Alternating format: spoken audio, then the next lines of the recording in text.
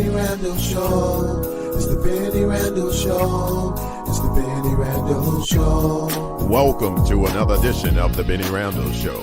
I'm your host, Bennie Randall Jr., a.k.a. The Motivator. And this powerful show brings you conversations with today's stars and tomorrow's legends. So sit back, relax, and enjoy the ride. Come on. It's the Bennie Randall Show. It's the Bennie Randall Show. It's the Bennie Randall Show. It's the Bennie Randall Show. It's the Bennie Randall Show. It's the Bennie Randall Show. It's the Bennie Randall Show. It's the Bennie Randall Show. I love the Bennie Randall. I love that Bennie Randall. I love the Bennie Randall Show. Yeah. I love the Bennie Randall. I love the Bennie Randall. I love the Bennie Randall Show. Yeah. Good evening, ladies and gentlemen. I'm your host, Bennie Randall Jr., a.k.a. The Motivator, a.k.a. entrepreneur, global entrepreneur. And I'm so happy that you allow me into your hearts and your homes. Today is another extraordinary show, like always. On today's show, a very powerful guest with a very powerful story. But before we begin, I just want to thank you for being here. And you can listen to the replays on BashaniRadio.com. That's the audio version of here, and on our app at BashaniRadio.com. in the App Store, or you can go to Vanoy, which is the sponsor of this episode, Vanoy.com, and check out the full episodes here and on YouTube at VanoyMedia.com. Man, I love doing these shows. I love doing these shows that are amazing, and I love doing these shows that have extraordinary entrepreneurs, and today is like no other. We have Mr. Nathaniel Lagay. Out of Broken Things Come Miracles, one of the most powerful audiobooks out right now. From being homeless to losing a child to divorce to starting a business with zero money, Nathaniel Lagay takes you on a journey through his life and success. Man, I'm so proud to have this gentleman here. It's going to be an extraordinary show. Good afternoon. Welcome, Mr. Lagay. How are you, sir? I'm doing fantastic, highly favored and blessed. That's what I like to hear. That's what I like to hear, man. Thank you for being on the Bennie Randall Show, man. I listened to your audiobook and it was extraordinary. So tell me how it all began. First of all, where did this title come from? Out of Broken Things Come Miracles. Well, it actually came from my mother. It was a saying that my mother used to say all the time. I believe it was a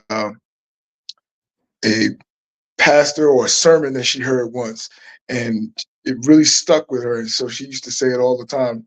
Out of broken things come miracles. So when something happened, something tough, there was always like a silver lining that you could find in a tough situation. So it always stuck with me, and so I decided to name the book that.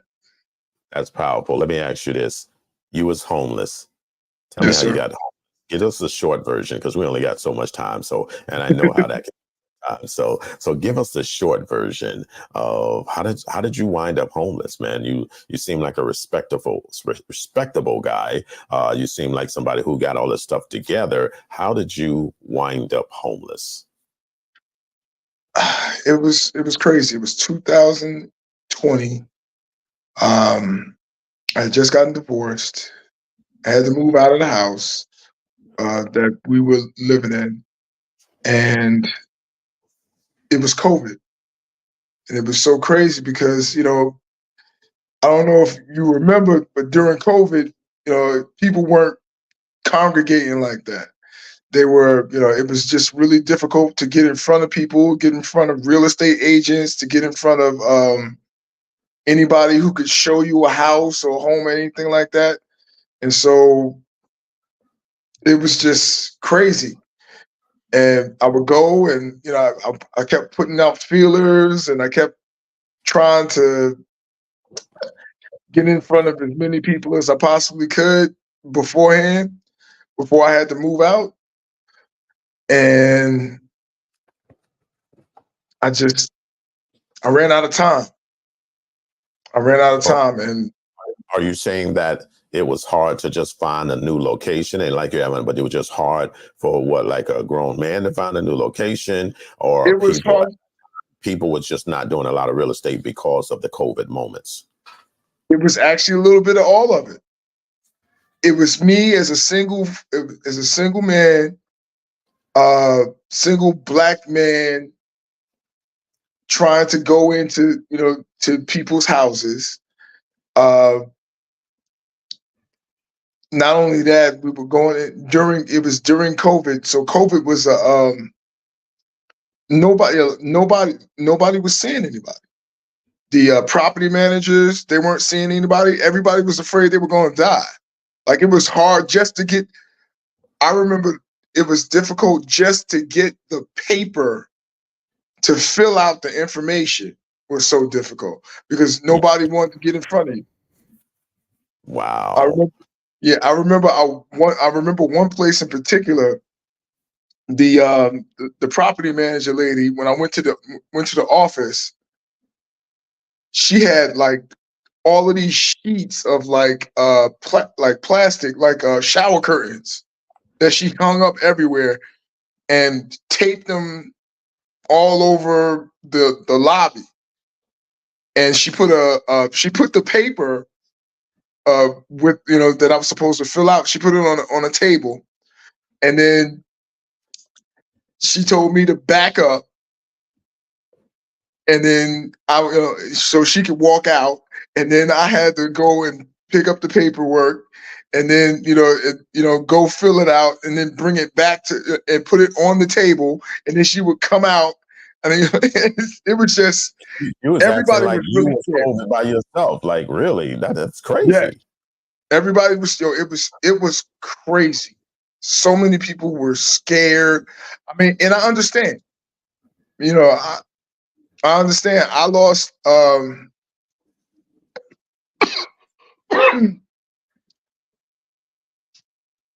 lost friends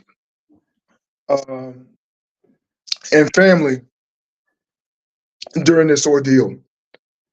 So I understand. I mean, it was a weird time. I don't think that people will ever really understand what was happening during that period of time. Like, it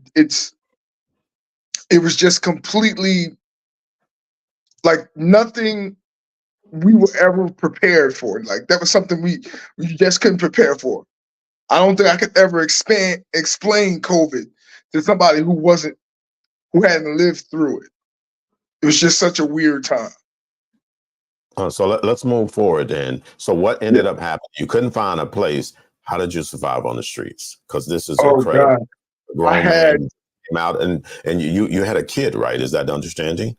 Yes, sir. Yeah. I had my I started out, I had my daughter, and I had to give my daughter, which is one of the hardest things in the world to do.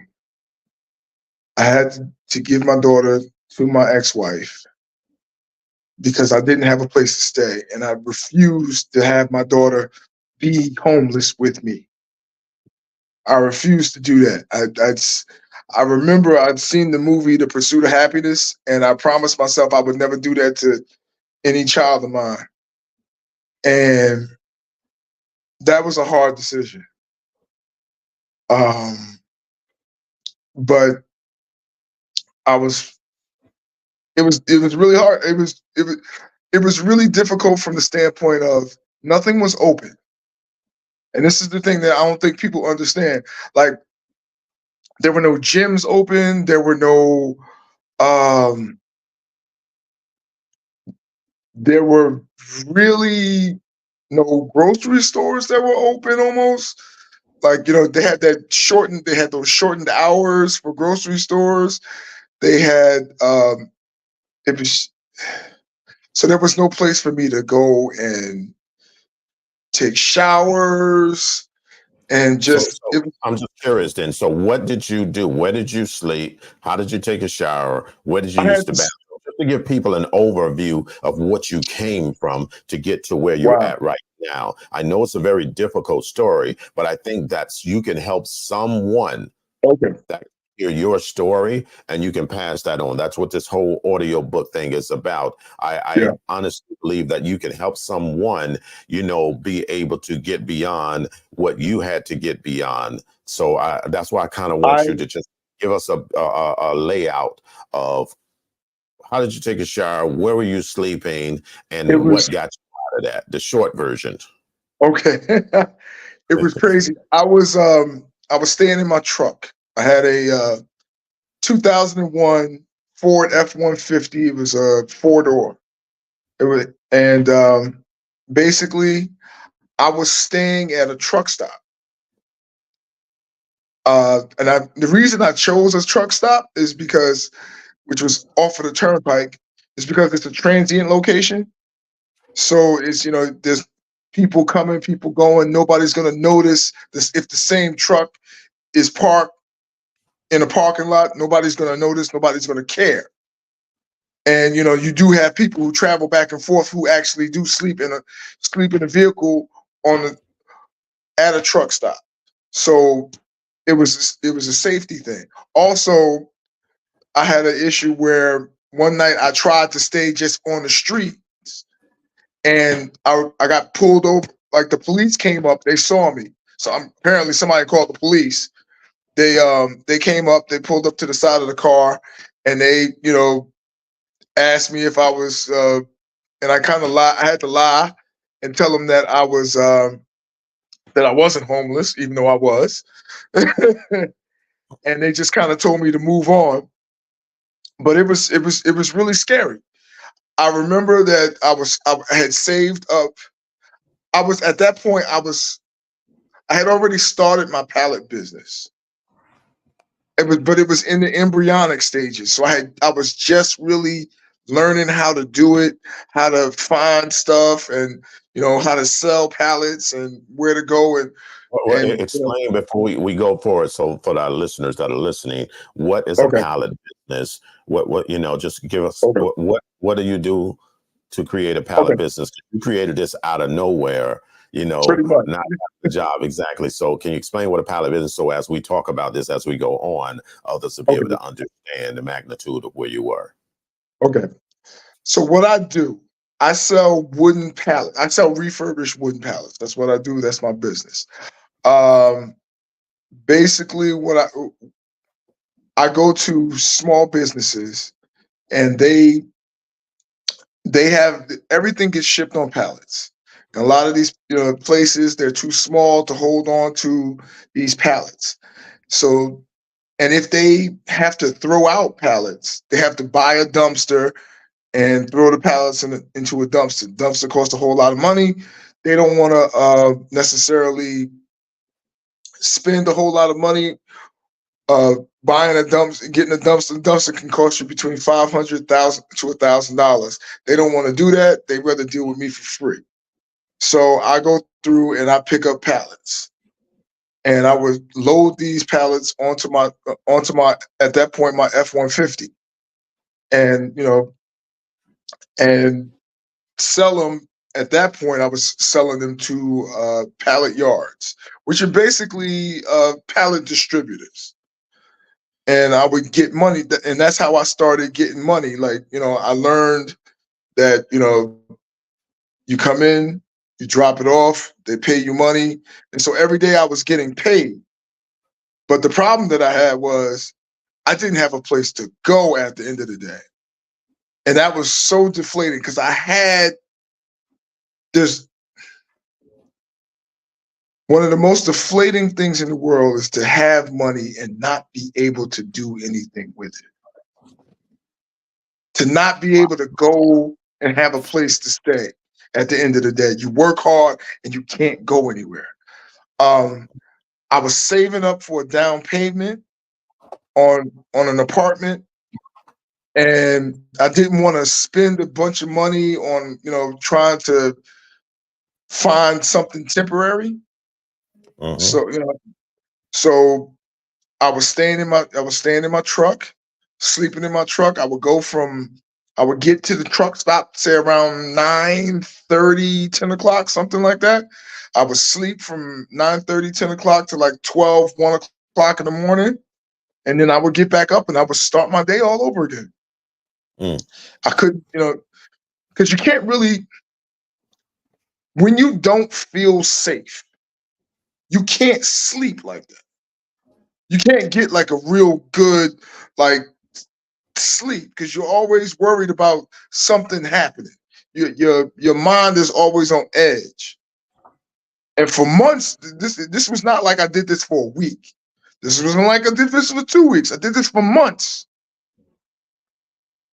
I had to I promised myself at least once a week I would go and I would stay at a hotel. Just so I could feel like a human again. Just so I could, have some creature comforts, like a shower, good. Like you don't appreciate the little things until you don't have them anymore. You don't appreciate a good hot shower until you haven't had one for a week. You don't appreciate that stuff. Just the ability to come in and press a button and turn a TV on, or the ability to lay down in a bed. Wow, that's very powerful. Let me ask you this though. So now we know you're homeless, but you're starting a business while you're homeless, but you're still homeless while you're starting a business, and your home is in the truck. You're making money, and you still don't have the place to live. How did you? Let's put it forward to how did you get past that point to where, because you would think somebody has a business, at the minimum, they're going to have some money. You had money flowing in and you still didn't have a place to live or take a shower. You know what I mean? I remember calling people. Go ahead. It was so crazy. I was calling people. I was calling real estate agents. I was calling any place that I saw like vacancies, any type of. I wrote down the numbers of just about every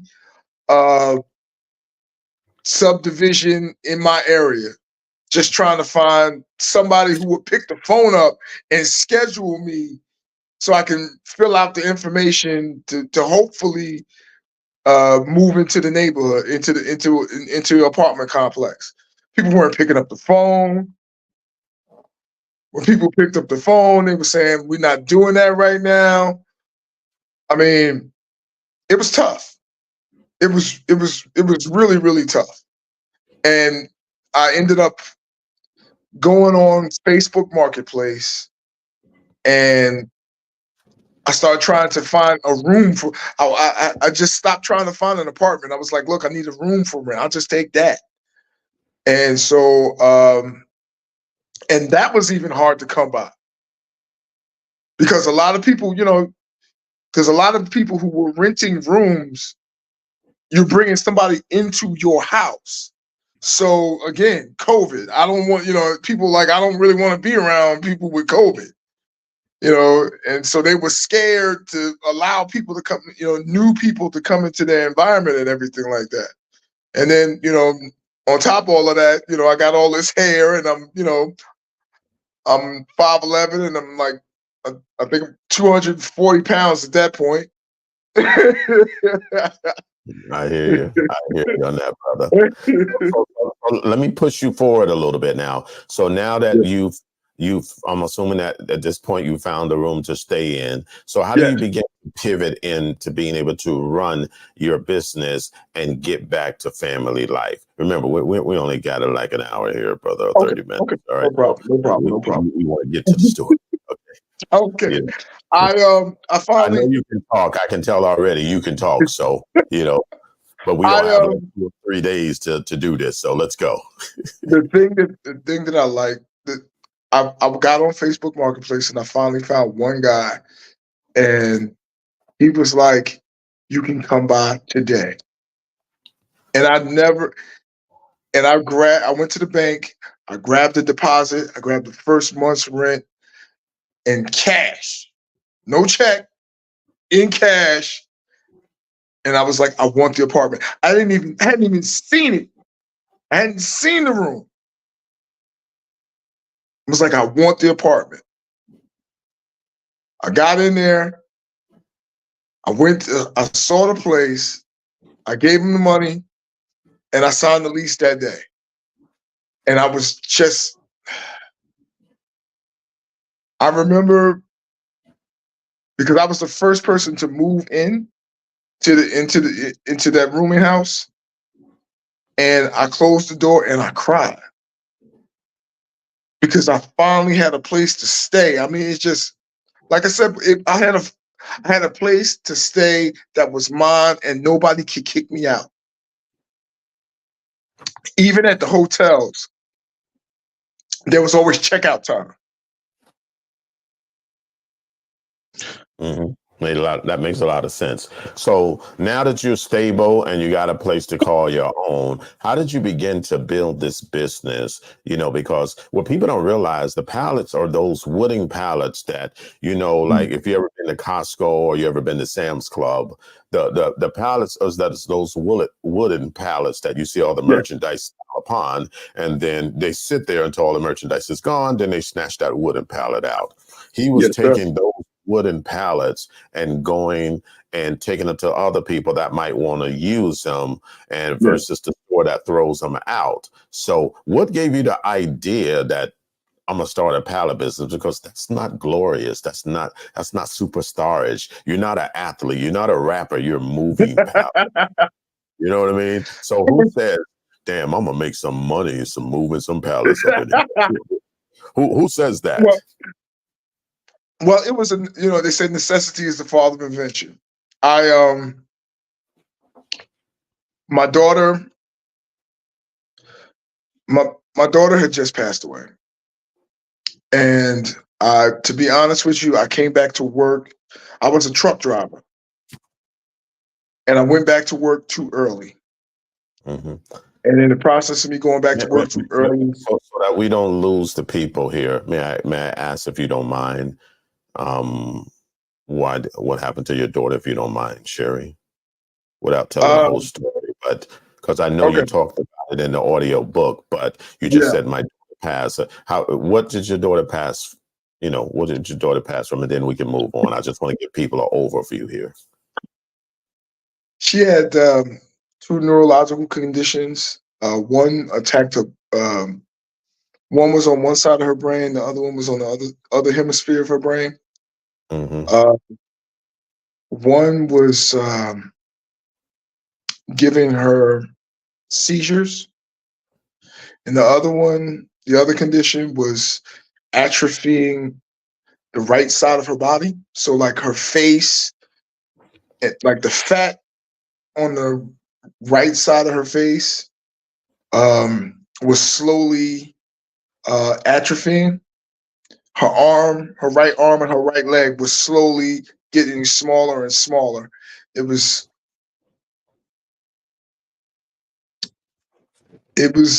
tough. My condolences. I know how it is to lose a child. I thank you for sharing that with us. Okay, so now you had just lost your daughter. You got back. You went back to work too early. So I went back to work too early, and you wasn't finished grieving. Is that what it was? Yeah, and I to be honest with you, I wrecked I didn't wreck it, but I dented the truck, and so I got demoted, and I got demoted from being from a driver to being what they call a driver's helper. I'm sorry. I yeah, you caught that. Ladies and gentlemen, I've heard the audio book, so I know what he's referring to, but it.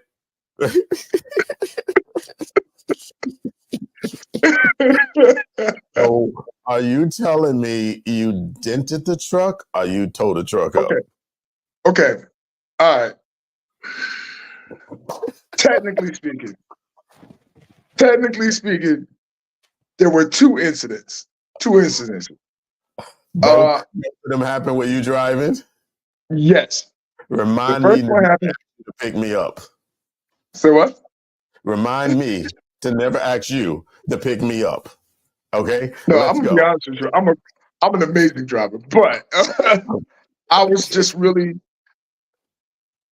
What you need to understand is, in the very beginning, when I went back to work, I did not have a vehicle.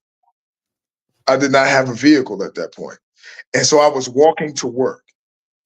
I was walking from my house to catch the train, which was almost 3 miles.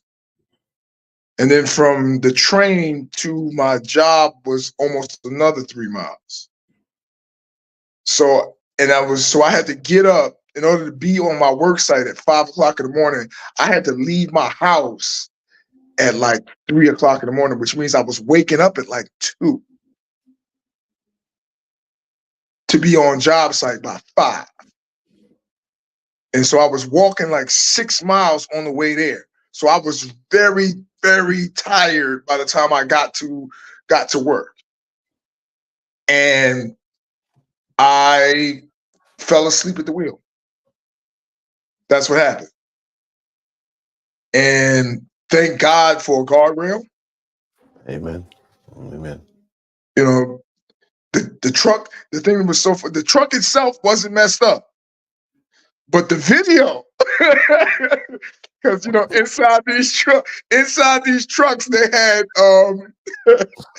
inside the trucks they had the videos, and they could show the picture of you inside the truck.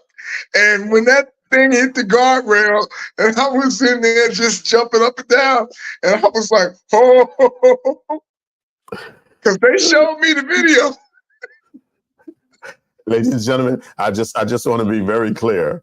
We are not laughing at the accident and the destruction of property, but what we laughing at is that, one, nobody was hurt. Yes, What that video probably looked like was hilarious. That's what we're laughing at. We don't condone some people running and wrecking people's cars and trucks or whatever. But just it was probably looked like. All right. But regardless, needless to say, it could have been bad. It could have been really bad. It could have been really bad.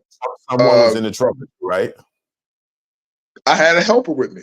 I had somebody else in the truck. He fell asleep too. That was funny. He fell asleep too. Neither one of y'all was awake? No.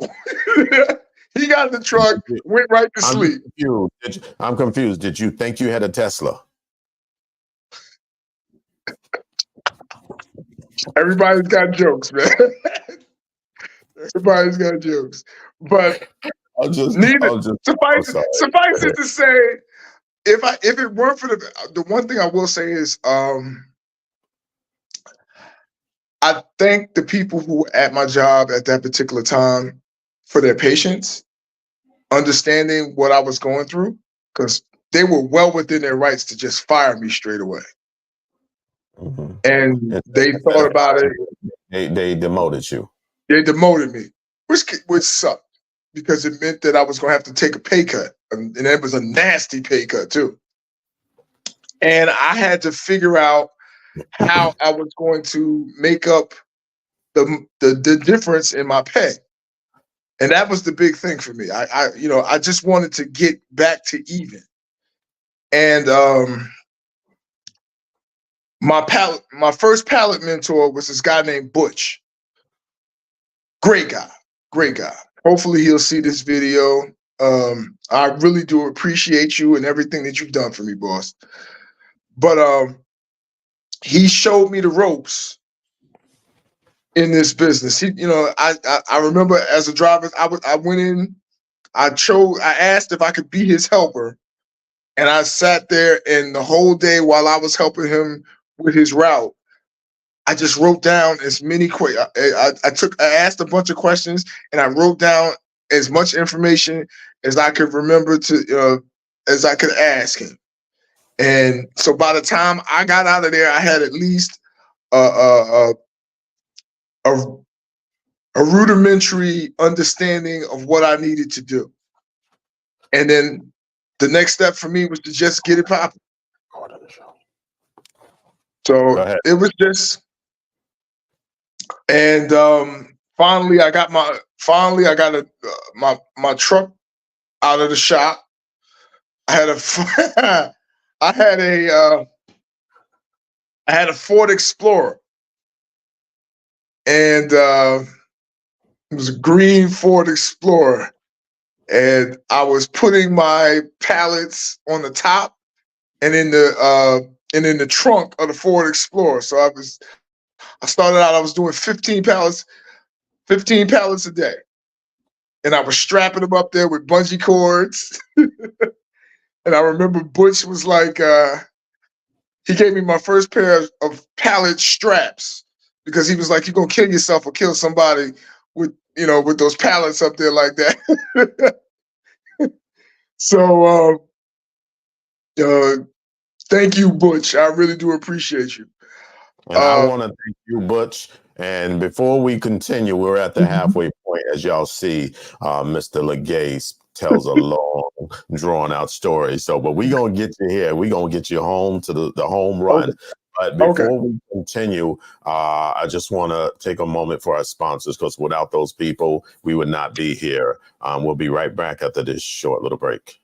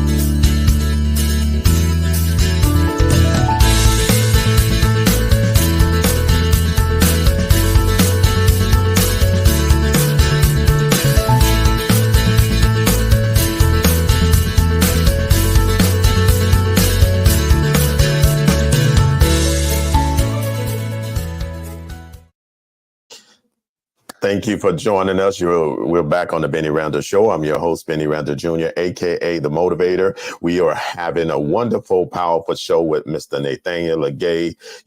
Out of broken things come miracles. And, man, we're just getting to the juicy part. So, I didn't want you to miss that. And just remember, you can always go back. I'm looking at him in the green room, and he's just in there laughing all by himself.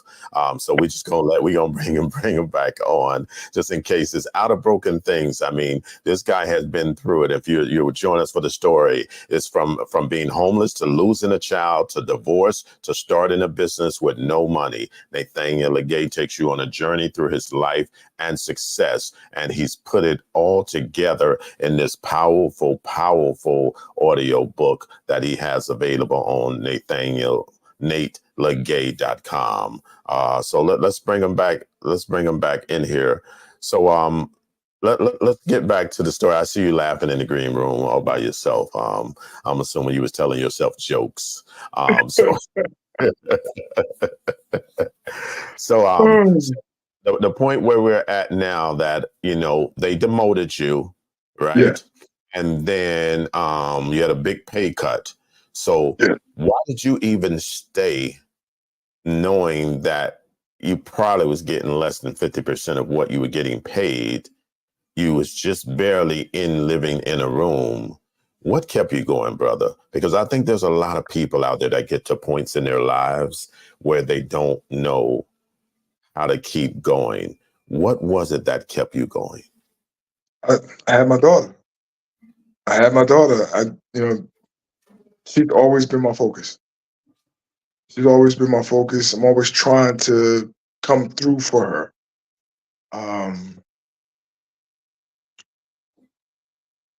I loved being a husband. My marriage was crumbling at that particular point, but I still had my commitment. I had to make sure that I did what I had to do, and I just could not see quitting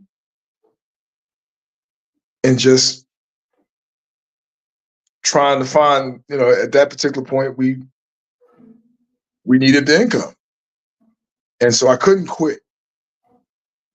And when I saw when I saw Butch coming to work and he was having these pallets on the back of his truck, and I asked him how much money he was making and what he was doing, and he was telling me that, you know, it was pretty simple for him to, you know, it seemed like a simple enough business that I could do.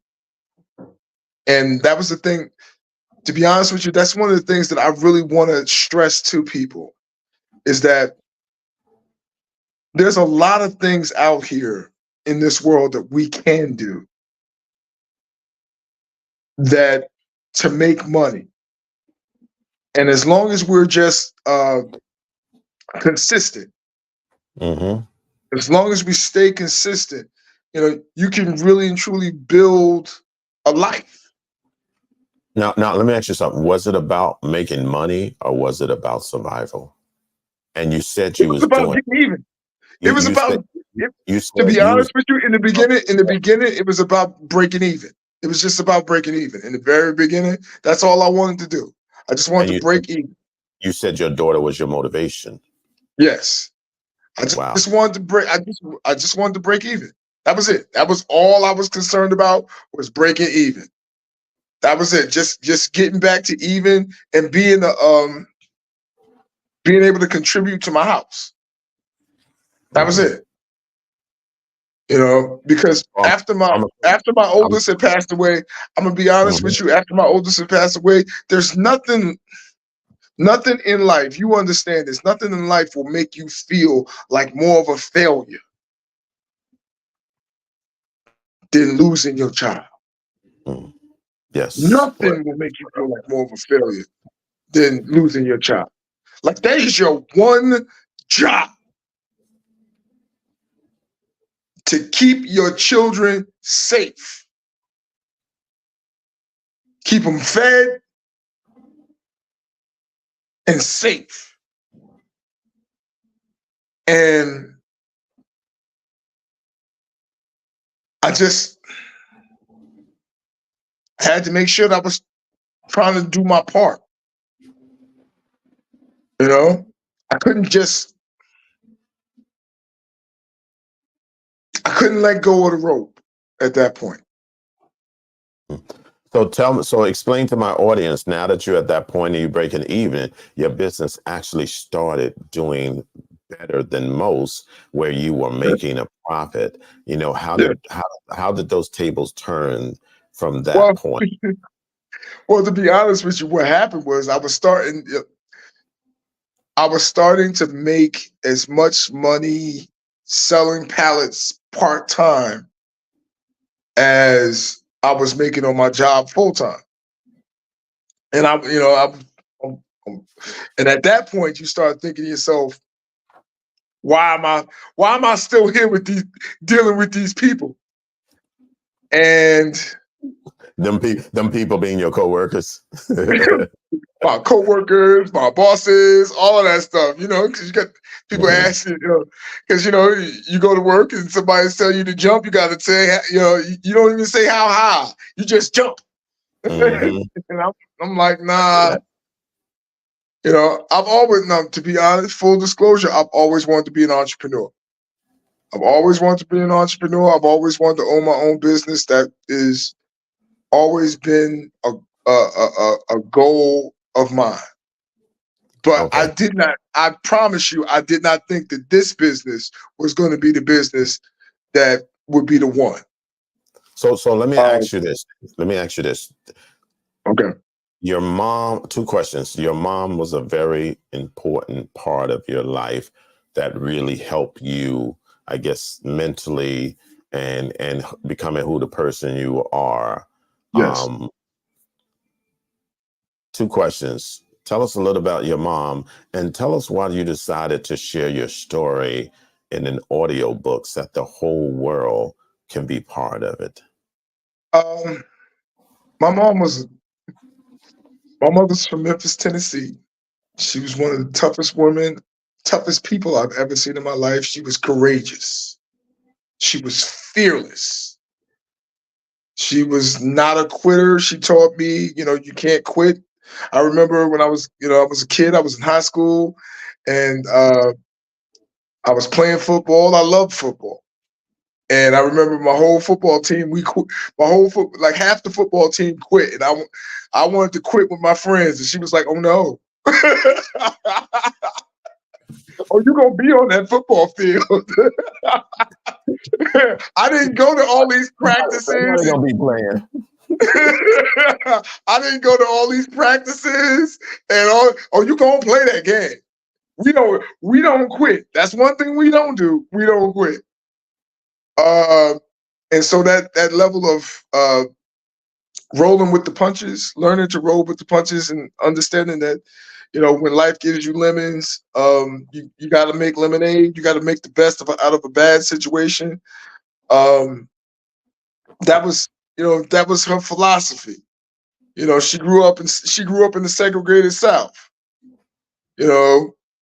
My mother was my mother and her best friend. They grew up during the sit-in, the period with the sit-ins. So she understood what real fear was, and she understood that you had to face it now. And she kind of instilled that in me. I remember when I was a kid, she would, and some of my friends will always remember that she taught me this poem. It was Mother to Son by Langston Hughes. She made me recite it every day. And I remember in the very beginning, I understood it. I got the gist of the poem. But the older I get, the more that I understand it. Most people, I don't know if you know it, but the basics of the poem is that I have gone and I've had my share of troubles, and you're not gonna sing it, are you? Say what?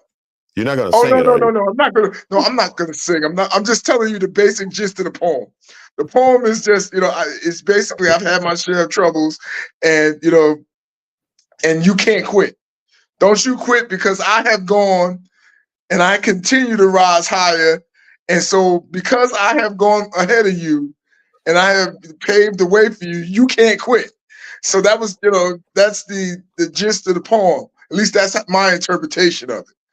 But she was a great woman. She was New York City school teacher. She was the head of my neighborhood block association. My mama was the lady. She both took the kids. She was the lady who took the kids everywhere in the summertime, but she was also the lady who would be up in drug dealers' faces, like, I'm gonna need you to get up off my property right now.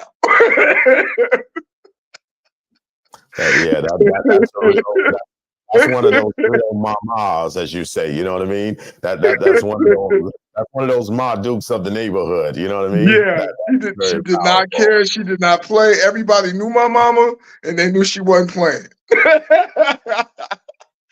he said everybody knew my mama. They knew she wasn't playing. So yeah. Let me ask you something. What made you do this audio book? Like I said before, I want people to understand that you can come from anywhere. One, you can come back from anything. That's one. Number two, it doesn't require a whole lot for you to make money in this world. I think that we have this thought process that, you gotta have money to make money. I started this business with basically nothing. And, I created a life. All of my bills get paid through these wooden pallets.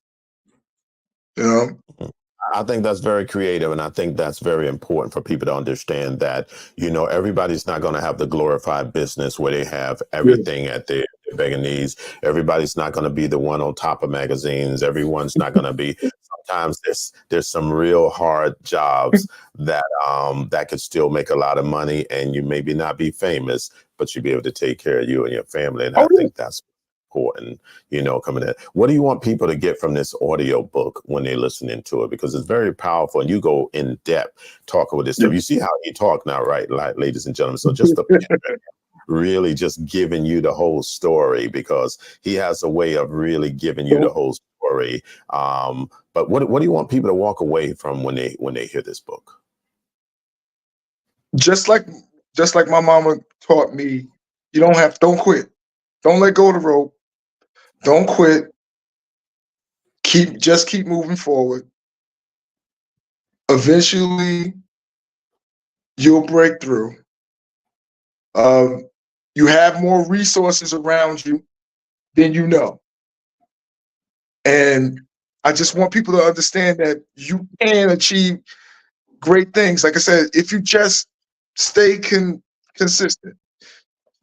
I have a thing where I remember continually, my mantra in 2020 was 2020, the year of raised standards and consistent rituals. And that was the thing. Exactly, what does that mean? Well, a standard is, the idea that what it is that you wish to achieve. The thing that you're saying, this is the mark that I want to get to. Okay? This is the mark that I want to get to, and come hell or high water, I'm going to get there. Now, a standard is nothing without consistent rituals. Now, a ritual, I know most people think rituals, they think something religious, but a ritual is something that you do every day. You have multiple, everybody has a ritual. You have a ritual to eat breakfast in the morning. You have a ritual to brush your teeth. You have a ritual to wash your face, all of that. But you also have to have rituals.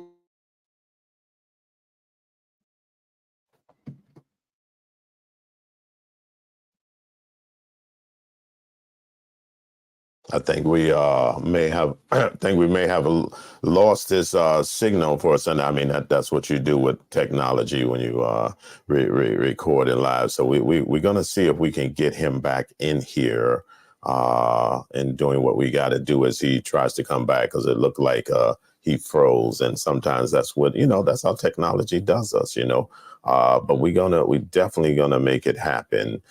See if we can get back in here with Mr. Nathaniel, et cetera, and then we will go from there. Mr. Nathaniel, are you back with us, or are you out with us? I think Mr. Nathaniel might be out with us, ladies and gentlemen. That's okay. That's the beauty about doing live shows is very simple. That you just never know what you're going to have to do when you go. We're going to see if we can get him back in. So, me, I'm a certain person that could just sit up here and talk and then go from there. So let's see if we can get him back in a moment's notice. If not, I think we got enough where we can, make the show end right here until we get back here. But I know how it is.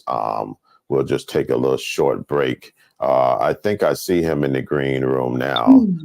I told you about having that bootleg internet from Pookie.com. Okay.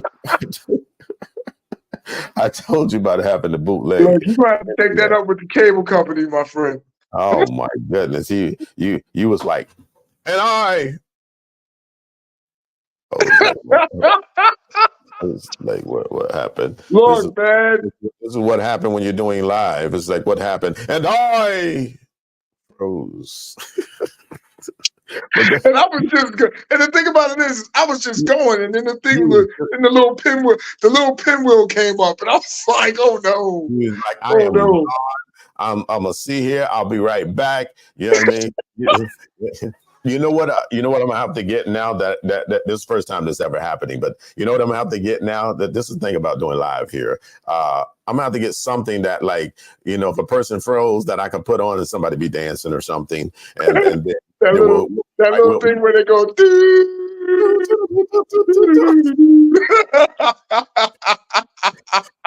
Ladies and gentlemen, that's the beauty of live. That's the beauty of being on the internet and broadcasting live, and it's okay. We back here. You were just getting good. You was getting hot. We have about 7 to 8 minutes left, sir. Okay, but like I said, I'm a cut to the chase real fast. Well, keep on cutting to the chase. I just want people to understand that you can achieve.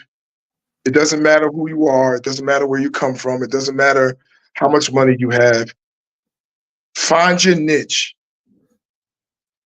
and work at it and stay consistent. Consistency is the key to life. And if you learn nothing else, consistency and perseverance, those two things, if you can do that, you can make it. You can make it. You can get through anything. That's my story. That is my testimony. That's the way my life is going. So for those that want to learn a little bit more about you, where could they get your book? Could they learn more about you at, sir? Okay, go to Nate Lagay. That's NATELEGAY.com. That's NATELEGAY.com. The name of the book is Out of Broken Things Come Miracles.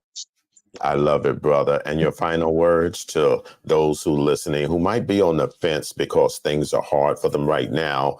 You are a product that shows that it can be done. You are a product that shows no matter how hard it gets, you can simply still make it. What is your final words for those people? Believe in you, no matter how hard it gets, you can overcome it.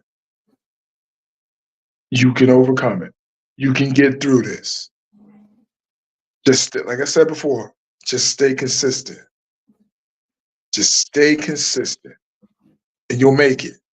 Put one foot in front of the other and you'll get wherever it is that you want to get to. I promise you. All right.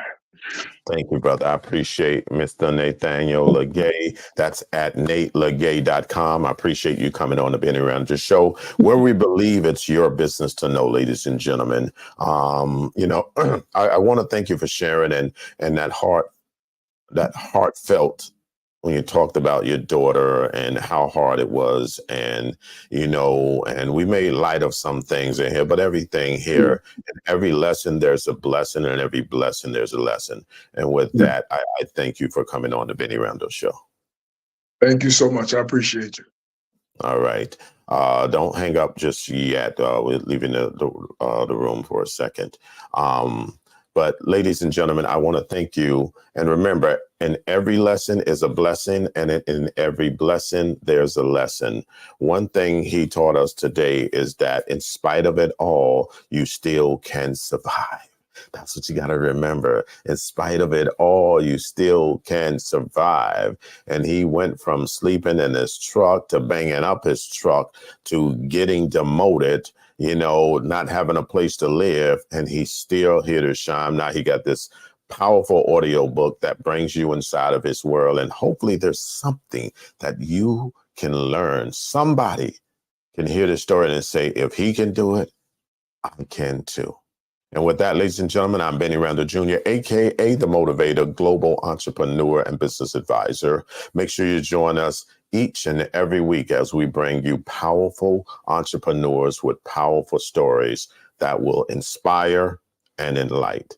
Until next time, it is my humble pleasure that you allow me into your hearts and your homes. And we thank our sponsors at VonoiMagazine.com. Go to VonoiMag.com. That's VONOI mag.com, and support those who support us. Until next time, I love you.